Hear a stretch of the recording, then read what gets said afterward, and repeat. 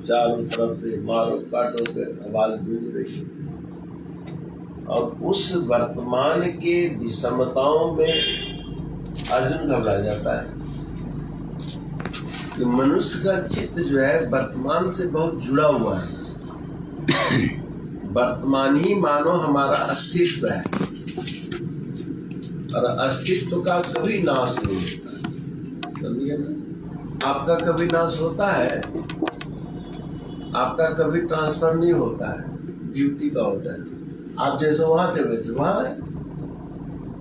आप यात्रा में हैं तब भी पूर्ण है, सत्संग में है तब भी पूर्ण है, घर में है तब भी पूर्ण है।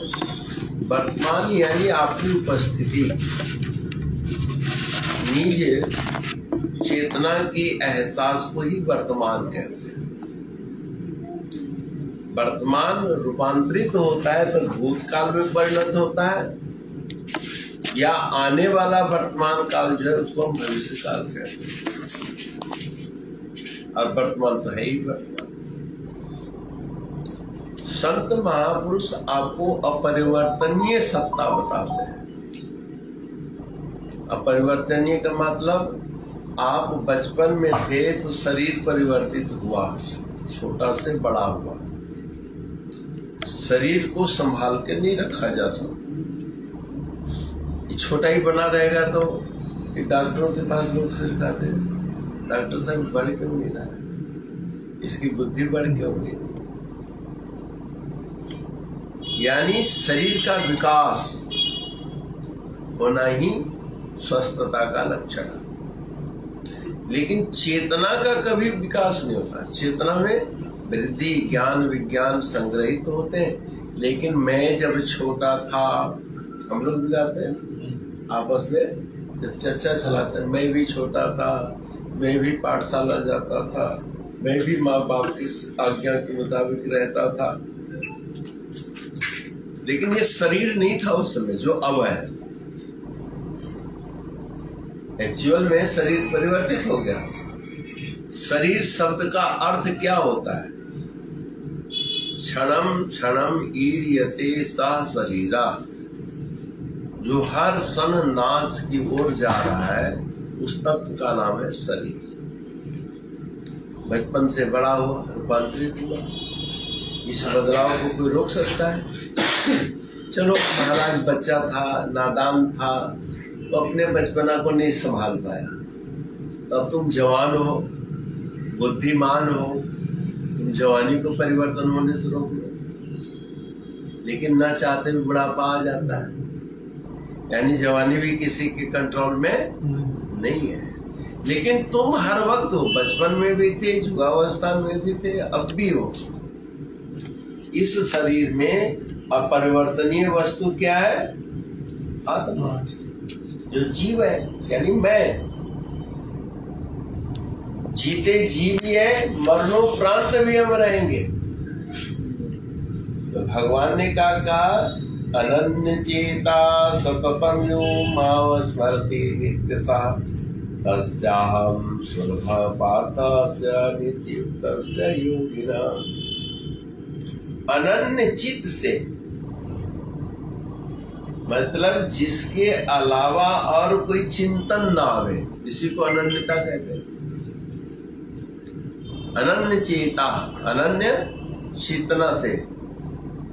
जैसे आप बिजनेस व्यापार में जाते हो तो आपकी चेतना रहती है ना, ग्राहक से बात करते समय वो कितनी भी अपनी मजबूरी बताए, मैं इतना महंगा नहीं खरीद सकता, थोड़ा कम कर दीजिए, थोड़ा कम कर दीजिए। तो आप अपने दिमाग में मानदंड निश्चित किए हुए पहले से कि इतने रुपए में हमने बेचना है। अगर क्वांटिटी ज्यादा है तो थोड़ा बहुत लचक कर सकते, और उससे ज्यादा करोगे तो बिजनेस का पर्पज खत्म हो जाएगा, लाभार्थी नहीं होगा। तो व्यापारी व्यापार करते वक्त सदैव चैतन्य होता है ना, मुझे मेरी मुनाफा न खत्म हो जाए। अगर मुनाफा खत्म हो जाएगी तो हम नौकरों को क्या देंगे? क्योंकि उस बिजनेस के मुनाफा में नौकर, चाकर, परिजन, ये सब है ना। अब जीवन को भी एक व्यापार कहा, और पूंजी जो है आपकी उम्र है, पूंजी जो है आपकी श्रद्धा है।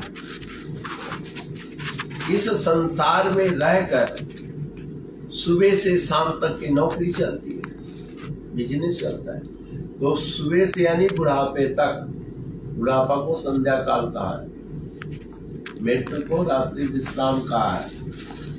सुबह से लेके यानी मरण पर्यंत हमने इस संसार में क्या कमाया। अगर तुम्हारी सारी कमाई नौकरों में ही विपरीत हो जाए, बिजली में ही खर्च हो जाए, तो तुम खुद ऐसी बचपन से लेके बुढ़ापे तक ये नौकर चाकर, नातेदार, रिश्तेदार, बेटा बेटी, ये स्टाफ मेंबर है तुम्हारा, समझे? ये सरकारी स्टाफ मेंबर है। इसको यार बंद करो। ये अपने कन्फर्म है रिश्तेदार, तो इनको हम स्टाफ मेंबर न मान करके इनको हम अपना मान लें, बस यहीं पर गलती है। और तुम्हें वैराग्य जगाने के लिए बोले कि बाहर का व्यापारी तुम्हारे को आग नहीं लगाएगा, शरीर को जब भी कोई जलाएगा तो कौन जलाएगा? पहला हक किसका है? बेटे का है, जिसके लिए हम सब बिजनेस दे रहे हैं। जीवन खपा दिया, ये खपा दिया, बुद्धि खपा दिया, लास्ट में क्या मिला? मुंह में आग। एक्चुअल मुंह में आग का हो तो मुंह होता ही नहीं, जब प्राणी है ही नहीं तो मुंह में आग दे चाहे कान में आग दे, उससे क्या फर्क पड़ता? वो तो तक है प्राणी। जीव अकेला चलाए करवानो बोल गच्छति जीवे। पंजाब में एक डॉक्टर है मिस्टर कपूर, और 25 साल से वो गीता पढ़ते हैं, जब हमें मिले थे तब।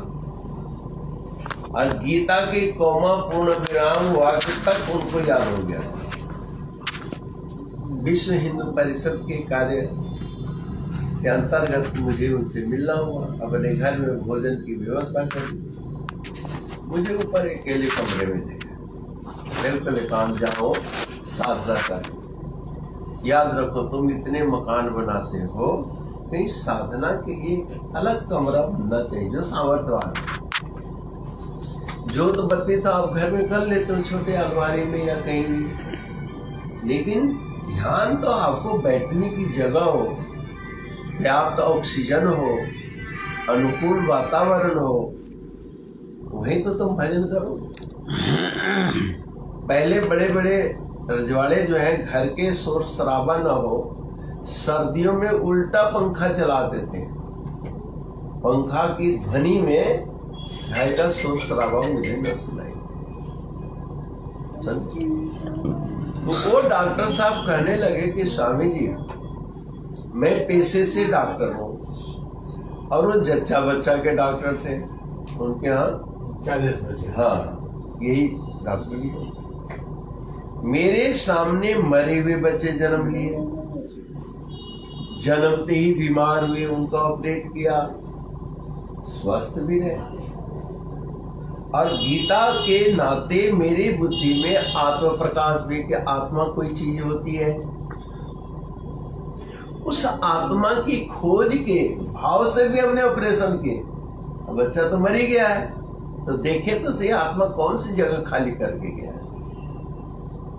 सारा उसने खोज पड़ताल किया, पैर नाखून से लेकर सिर तक ऑपरेशन किया, लेकिन कहीं आत्मा का स्थान नहीं दिया। तो स्वामी जी, आत्मा है भी या नहीं है, मैं तो ये संदेह में पड़ गया। गीता तो जरूर पढ़ता हूँ, भगवान ने जो कहा है वो सत्य कहा है, लेकिन मेरे अनुभव में नहीं आया। हमने कहा आप डॉक्टर हैं ना, तो पहले आप थ्योरिकल पढ़े, थ्योरी, फिर आपने पढ़ा प्रैक्टिकल। थ्योरी तो अकेले में आप रट सकते हो, है कि नहीं, लेकिन प्रैक्टिकल बिना टीचर के आप नहीं करेंगे। और करेंगे तो सोडियम पानी इकट्ठे मिला दिया बाई चांस, वहां विस्फोट हो जाएगा। केस नली पड़ा है, पर केस नली है क्या, कांच नली है क्या, स्प्रिट लाइट है क्या, आपको पता ही नहीं लगेगा, क्योंकि आपने बौद्धिक रूप से श्रवण तो किया है। आपने गीता स्वयं पढ़ा है, गुरु के सानिध्य में तो पढ़ा नहीं। और अर्जुन ने गीता पढ़ी नहीं है, गुरु के मुखारबिंद से सुना है। वसुदेव सुतं देवं कंस चाणूरमर्दनम देवकी परमानंदम कृष्णं वंदे जगद्गुरु। कृष्ण कौन है? जगत के गुरु है। और उस जगत गुरु से अर्जुन ने पूछा, शिष्यस्त्वहं साधिमां त्वां प्रपन्नम, मैं आपका शिष्य हूँ और शरणागत हूँ, मेरे लिए कल्याण कारक जो साधन है उसे बताने की कृपा करें। कृष्ण भगवान से अर्जुन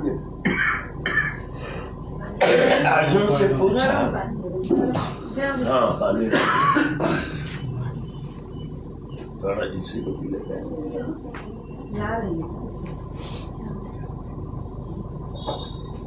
समझ गए? 15वां अध्याय में भगवान से जो पुरुषोत्तम योग है, तो जा रही हो क्या?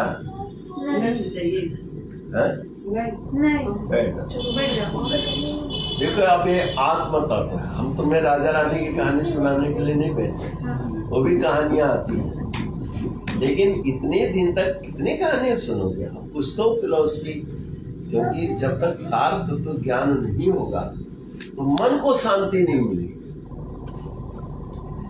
इसलिए कृष्ण की भक्ता मीरा ने भी कहा, जो मैं पहले जानती प्रीत किए दुख होए, और जगत ढिंढोरा प्रीत न करी। बहुत साल के बाद जब संत समाज अनुकूल नहीं हुआ, तब उन्होंने यार कृष्ण की भक्ति में हमने रजवाड़ेपन छोड़ दिया, ये भी छोड़ दिया, वो भी छोड़ दिया, क्या मिला मुझे, ये बातें आ जाती हैं। खैर भगवान श्री कृष्ण से अर्जुन ने पूछा कि महाराज, मनुष्य जब शरीर का त्याग करता है तो सब कुछ तो यहीं रह जाता है, शरीर भी रह जाता है, शरीर से कमाया हुआ धन भी रह जाता है, शरीर के संपर्क से जो संतान पैदा होती है वो हम छोड़ के जाते हैं, बाल का एक रोम। कर्म जो है जीव के साथ जाता है, तो कैसे जाता है? प्राणी लेकिन कैसे जाता है? शरीरम यद्वाप्नोति यच्चाप्युत्क्रामतीश्वर गृहीत्वैतानि संयाति वायुर्गन्धानिवासयात्। शरीर छोड़ते समय मनुष्य इस संसार से अपने शुभाशुभ कर्मों को अपने साथ ऐसे ही लेकर जाता है जैसे गंध के स्थान से वायु गंध को तो ले जाता है, लेकिन गुलाब का फूल, रात रानी का फूल, केवड़े का फूल पौधा में ही रहता है, एक पत्ता को भी अपने साथ लेके नहीं जाता, लेकिन खुशबू दूर तक जाती है कि नहीं? कहीं अगर चूहा मारा सड़ रहा हो तो दुर्गंध को लेकर जाता है ना? तो जैसे वायु अपने साथ सुभाशु सुगंध या दुर्गंध को साथ लेकर दूर दूर तक चले जाता है, ऐसे ही जीवात्मा इस परिवार को तो साथ नहीं ले जाता, लेकिन इस परिवार के माध्यम से जो शांति की कमाई करी है, जो भक्ति की कमाई करी है, जो नाम जप की कमाई करी है, उसका सुगंध अपने साथ ले जाता है। या कहीं लड़ाई झगड़ा बैर विरोध किया है तो द्वेषी की दुर्गंध को साथ लेकर जाता है। क्यों? भगवान ने कहा है, यम यम वापी स्मरण भावम त्यज त्यंते कलेवरम तम तमेवेति कौन्तेय सदा तद्भाव भाविता। इस शरीर छोड़ते समय जिन भावों का स्मरण करता हुआ मनुष्य शरीर का त्याग करता है, उसके मुताबिक अगला जन्म मिल जाता है, सिद्ध हो चाहे सामान्य हो। श्री गुरु महाराज जी सुनाते थे, एक फकीर, एक आषाढ़ महीना में जब आम का सीजन है, गुरु पूजा के समय में बहुत सारे शिष्य मंडली आई हुई थी और महाराज जी काफी विकसित हो गए थे। उन्होंने कहा कि अब मैं शरीर का त्याग करना चाहता हूँ, अब शरीर छोड़ दे।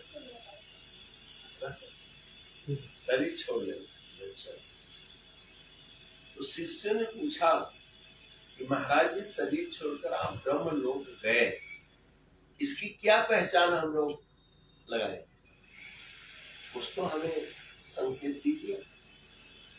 बोले जब मैं शरीर का त्याग करूंगा तो आकाश में घड़ियाल, घंट, शंख, मृदंग, तबला बजेगा। मेरे स्वागत में, जैसे आप लोग स्वागत में फूल माला लिए कर रहे थे, जय घोष का तबला लिया आपने, जय घोष से बनी तो है, क्योंकि भगवान की 5 तरह से आरती होती है, आकाश आरती, वायु आरती, अग्नि आरती, जल आरती और गंध आरती, यानी पृथ्वी की आरती। जैसे हम बोलते हैं जयकारा बोल श्री गुरु महाराज की जय, ध्वनि आरती होगी। मंदिर में घड़ियाल, घंट, शंख, मृदंग डम डम डम डम बजाते हैं, स्कूलों में घड़ियाल घंट बजता है, ये ध्वनि आरती कहलाती है, समझिए। चमड़ झेलते हैं, पंखा झेलते हैं, मोर पंख झेलते हैं, ये वायु आरती है। वायु होती है ना, हवाई पे जाती है भगवान, ये वायु आरती। मान लीजिए आप मेला में चले गए, बहुत तेज हवा चल रही है, ये ज्योत नहीं जला पा रहे हैं, तो आप कैसे आरती करें? बिना आरती की आपकी संतुष्टि नहीं होगी। वहां गंध आरती कर लीजिए, या तो रुई में इत्र वगैरह लगा लीजिए, या 5 फूल की ज्योत बना लीजिए, उसी से आरती करिए। चैतन्य यानी जीवित फूल हो, ये नहीं कि प्लास्टिक के फूल ना। आजकल भक्ति में सबसे ज्यादा शॉर्टकट लोग अपनाते हैं। मैं गया वहां बद्रीनाथ में, वहां एक एजुकेटिव इंजीनियर थे और इतने मोमबत्ती काट के रखे हुए थे मंदिर में, इतना था। हमने साहब ये आरती, ये क्या मोमबत्ती क्यों रखे? बोले मैं इसी से आरती कर लेता हूँ। हमने घी महंगा हो गया है क्या? बोले नहीं, यहाँ ठंड बहुत पड़ती है ना, रुई चिपक जाती थी, इसलिए हमने रेडीमेड जो है कर दिया। तो हमने कहा कि इससे भी आसान तरीका है। बोले वो क्या? हमने टॉर्च ले लो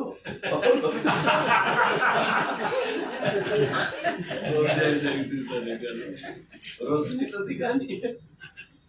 यानी भक्ति में आदमी इतना देखिए शॉर्टकट कितना है। रामायण जी में लिखा है, न जानामि योगम जपम नैव पूजा, न तो हम सदा सर्वदा संभुतुभ्यम। न जानामि योग, योग जपम, मैं माला भी नहीं जप सकता, नैव पूजा, फल फ्रूट मेवा मिष्टान चढ़ा करके आपकी पूजा नहीं कर सकता। जानाम योगम जपम नहीं पूजा, क्या कर सकते? न तो हम, मैं आपको नमस्कार कर सकता हूँ, इसके अलावा मैं कुछ नहीं कर सकता। तो बोले कि ये तो बोलते अच्छा तुमने जुत्ते निकाली, सारा कुछ तुमने बचा ही लिया फिर तो फिर शरीर में रोग उत्पन्न होगा, क्योंकि शरीर को स्वस्थ रखने के लिए योग अनिवार्य है? जानाम योगम जपम, बिना जप किए वाणी पवित्र नहीं होगी, वाणी अपवित्र रहेगी। तो मुझे नमस्कार तो करोगे, लेकिन वाणी में कड़वाहट रहेगी, निंदा चुगली रहेगी। निंदा चुगली के टाइम है, विनती करने के लिए शब्द नहीं है तेरा। जपम नहीं वो पूजा, पूजा करने यानी समर्पण। पूजा क्या मतलब? विधि कर्म का, इससे तुम बचना चाहते हो। जीवन भर तो तुम कर्म कांड ही करते हो, बिजनेस है, व्यापार है, सब कर्म कांड है। तो ठीक है, वहां से फिर दुर्गंध ले आओ, तुम हमें क्या लेना। इसलिए हाँ, तुम रास्ते में सफर कर रहे हो, कोई टाइम नहीं है, वहां न तो हम चल जाएगा, वहां नमस्कार चल जाएगा। लेकिन आप घर में बैठ के निंदा कर रहे हैं, टेलीविजन देख रहे हैं, बच्चे दिन भर मोबाइल देखते हैं। हमारी कमी है कि बच्चों को हम पूजा में नहीं लगा पाए। मोबाइल में पूजा आरती भर दो, बेटा ये कृष्ण जी की आरती है, गुरु महाराज जी की आरती है, अपनी आवाज में कैसेट कर लो, उसको भी बना करके वीडियो वही दिखाओ, बच्चे को आ जाएगा संस्कार। बाबा फरीद ने अपने बेटों को लोभ दे करके ही तो भक्ति सिखाई। और हर कथा में जो माताएं भजन गाती हैं या कथा करती हैं, उसमें लोभ दिया हुआ है कि नहीं, ऐसा करोगे तो ये लाभ होगा, ऐसा करोगे तो ये लाभ होगा। तो लाभ तो संसार का ही मिलेगा, जिसको छोड़ के जाना है तुम्हें। तो भगवान ने कहा इस संसार से शुभाशुभ कर्म अपने साथ लेकर जाता है। तो डॉक्टर साहब से हमने कहा कि आप संत सद्गुरु के शरण में रह करके आत्म विद्या को सीखिए, क्योंकि उसमें लिखा है यतंतो योगिनश्चैनम पश्यन्त्यात्मन्यव स्थितम् यतंतो प्रकृतात्मानो नैनम पश्यन्ति चेतसः। यतंतो योगिन, अगर कोई भक्त प्रयास करेगा तो सत्य को जान सकता है, और अभक्त निंदक कोशिश करके भी भगवान को नहीं जान सकता, नहीं जान। इसलिए पहले भक्त बन, मन मना भव मध्याजी मान, पहले मेरा भक्त बन, मेरे को नमस्कार कर, यानी मन बुद्धि चित्त को मेरे आगे झुका दे, फिर तेरे मन बुद्धि में वो सद्विचार, सदकर्म, सत्य संकल्प दे दूंगा और तुम्हारा हर कार्य योग बन सकता है। तो अंत काले मामेव, अंत समय में मेरे सुमिरन करता हुआ शरीर का त्याग कर। उसने कहा कि महाराज जब अंतिम समय में याद करने से ही मुक्ति मिलनी है, तो जीवन भर जरूर हम आपके भजन करें। क्यों करें, क्या जरूरत।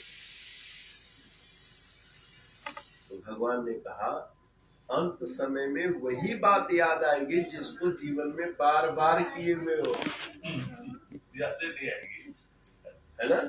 अंत समय में तुमको हम याद ही नहीं आएंगे।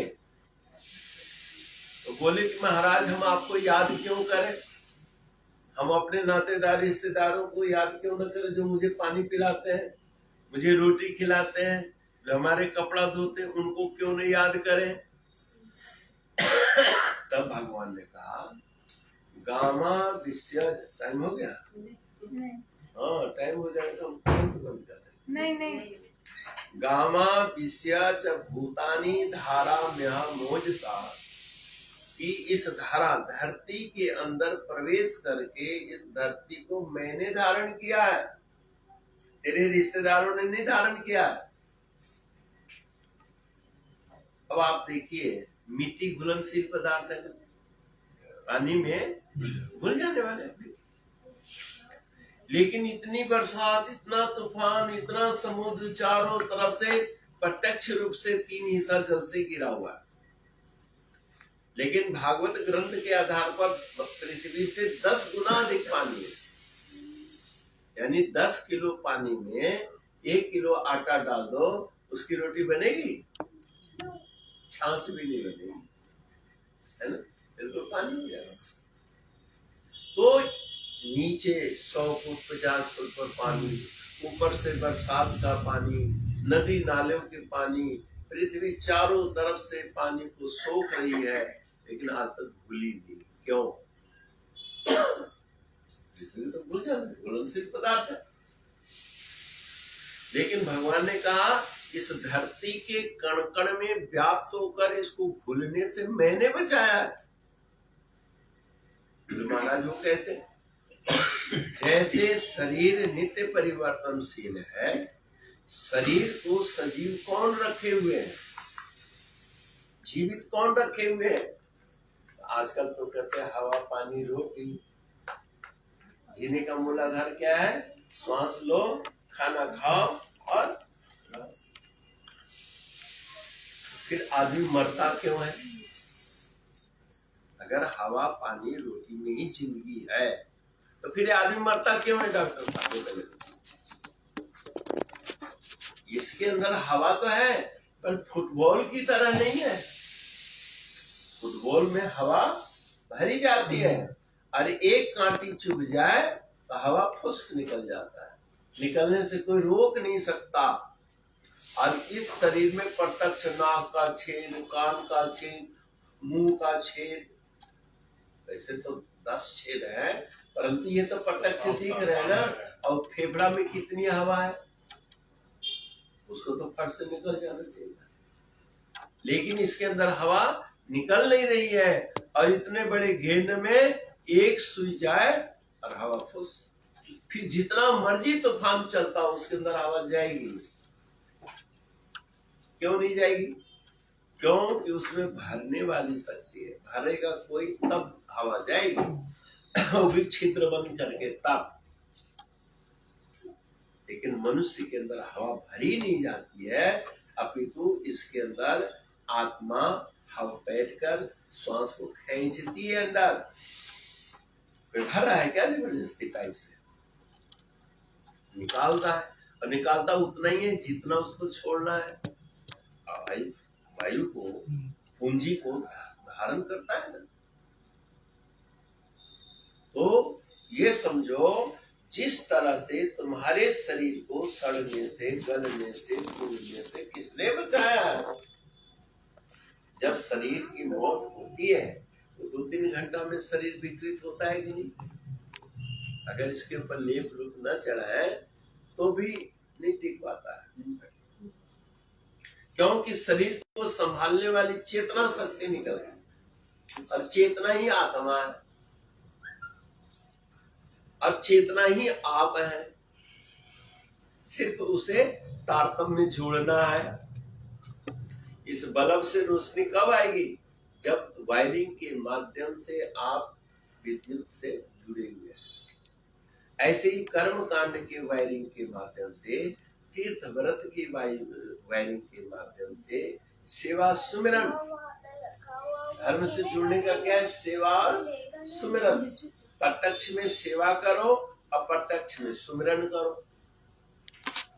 अब सुमिरन क्या है? एक दफा गुरु महाराज जी पंचकूला, गुरु महाराज जी हम लोग किराए पे निकाले, करना था, चलो नहीं मिले था, किराए में ले।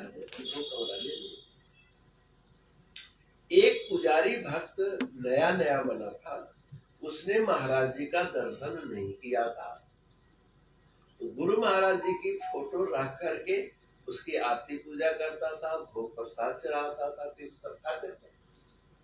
अब जिनकी फोटो की पूजा कर रहा था वो स्वयं ही आ गए परमपुरी महाराज। अब महाराज जी कहे, माया मेरे लिए भोजन ले आओ। तो भाई भोजन बनाओ। वो कहने के भोग अभी नहीं लगा है। महाराज जी का भी भोग नहीं लगा है। महाराज जी ने सुन लिया। बोले कौन महाराज जी को भोग लगाता है? बोले आपकी तस्वीर रखे हुए ना महाराज जी पलंग पर, और उसको भोग लगा के फिर खाया है। तो महाराज जी ने कहा अच्छा फिर मेरी फोटो को पहले खिलाओ और फिर मेरे को खिलाओ। अब ये एकदम सगुण उपासना की बड़ी संकीर्णता आ गई, संकीर्ण आ गई। तो कहने का मतलब है ये समय समय पर सत्संग के माध्यम से थ्योरिकल ज्ञान भी होना चाहिए। आखिर हम भक्ति क्यों करते हैं, सेवा सुमिरन क्यों करते हैं, पढ़ करके ज्ञान क्यों नहीं होता? इसीलिए नहीं होता है कि पढ़ करके कोई डॉक्टर नहीं बन सकता है जब तक प्रैक्टिकल नहीं होगा, और प्रैक्टिकल किताब के आधार पर नहीं कर सकता जब तक वो नहीं होगा सामने। देखो प्रैक्टिकल के मामले में एकलव्य अर्जुन से फर्स्ट हो गया। कई दफा ऐसा होता है कि प्रत्यक्ष गुरु भी वो ज्ञान नहीं दे पाता जो भक्त उपासना के द्वारा अपने गुरु से सीख लेता है। जैसे एकलव्य जो है दुर्योधन के अपनी द्रोणाचार्य जी के पास गया कि मैं भी विद्या सीखूंगा, लेकिन वो स्कूल नहीं चलाते थे, कॉलेज नहीं था उनका, वशिष्ठ जी का कॉलेज था, लेकिन द्रोणाचार्य का कोई गुरुकुल नहीं था। मात्र 105 बच्चों को पढ़ाने के लिए उनकी ड्यूटी थी, नर्सरी से लेके एमए पीएचडी तक। एक गुल्ली डंडा चलाने से सिखाकर और तीर धनुष तक सिखाने की उत्तरदायित्व भीष्म पितामह ने द्रोणाचार्य जी को दे दिया। अब वो जंगल में अभ्यास करा रहे थे, उनकी आवाज को एकलव्य एक जगह बैठ के सुन रहा था। इसको कहते हैं धनुष, इसको कहते हैं प्रत्यंचा, इसको कहते हैं तीर कमान, इसको कहते हैं संधान। अब कैसे संधान किया जाता है? हाल, अंगुली और निगाह एक सिद्ध में मिले तो छोड़ दो। अब कितनी दूरी पर किस अंदाज से दूरी करना, ये तुम्हारा कॉमन सेंस। इस सब्जेक्ट को एकलव्य ने छोड़ लिया और एकांत में बैठ करके उसका अभ्यास करने लगा। अब कुछ साल के बाद अर्जुन को, पांडवों को द्रोणाचार्य लेकर जंगल में गए और जंगल में जाते वक्त राजकुमार पहले जल्लादी कुत्ता, शिकारी कुत्ता साथ में रखा करते, क्योंकि वो तो खेल कूद में मस्त रहेंगे, शिकारी कुत्ता डिफेंस करेगा। अब उसने देख लिया कुत्ते ने एकलव्य को, अनजान आदमी को भो भो भो भो भो करने लगा। अब उसको अपनी साधना में विघ्न पड़ा तो उसने फटाफट 5-7 बाण उसके मुख का निशाना बना के डाल, और उसमें डाल दिया कि वो चुप कर गया। और वो कुत्ता सीधे अर्जुन के पास आया। इतना बाण इसके मुख में, लेकिन एक बूंद खून नहीं टपक रहा है। की घंटा की है ना, उसके मुंह में ठूस तो दिया, लेकिन उसकी क्षति नहीं पहुंचे। आवाज बंद कर दी, कपड़ा मुंह में ठूस दिया, लेकिन नाक से श्वास ले रहा है। बाणे के करके निकाला, कहीं खरोंच नहीं आई, तलवार में, जबड़ा में कहीं खरोंच नहीं। अर्जुन को आत्मग्लानि हुई कि इतने कुशलता पूर्वक तो मैं बाण नहीं चला सकता, कुछ तो चोट लगनी चाहिए। वहीं से द्रोणाचार्य जी ने कहा तो खैर कथा अलग है, लेकिन यहाँ विचारणीय बात यह है कि एकलव्य सिर्फ गुरु महाराज जी के एक मूर्ति का बुत बना लिया। कोई मूर्ति का तो होगा नहीं कि हूबहू मूर्ति बनाया होगा। जैसे सुपारी में हम लोग गणेश आदि की कल्पना कर लेते हैं ना, ओम भूर्भुवस्सुः गणपति या गच्छ या तिष्ठं पूजा मर्दो, सारे नवग्रह मंडल आ जाते हैं। चले जाऊंगा आप लोगों को खत्म कीजिए। नहीं, फोन आ रहा है वहां से भी।